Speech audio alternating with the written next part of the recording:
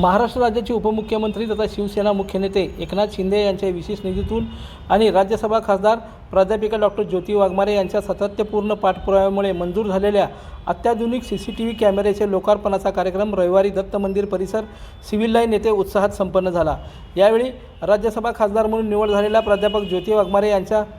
परिसरातील विविध गृहनिर्माण सोसायटीच्या वतीने भव्य नागरी सत्कार करण्यात आला। यावेळी व्यासपीठावर जिल्हा प्रमुख तथा नगरसेवक अमोलबापू शिंदे, प्रियदर्शन साठे, अक्कलकोट पंचायत समिती सदस्य शीतल मेहत्रे, युवा नेते Sumit Patil, Rajiv Alure, Samat Mothe, Sanjivani Gaikwad, Deepak Patil,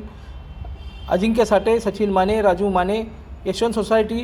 Ratnadeep society, Shastri society, Nalanda society, Akanksha society, Ujjwala society तसंच या परिसरातील अनेक सोसायटीचे पदाधिकारी उपस्थित होते। यावेळी बोलताना प्राध्यापक ज्योती वाघमारे म्हणाले की उपमुख्यमंत्री एकनाथ शिंदे यांच्या विकासाभिमुख नेतृत्वामुळे महाराष्ट्रात पायाभूत सुविधा, नागरिकांची सुरक्षा आणि जनहिताच्या विकास कामांना मोठी लाईक करा, कमेंट करा आणि हो सबस्क्राइब करायला विसरू नका।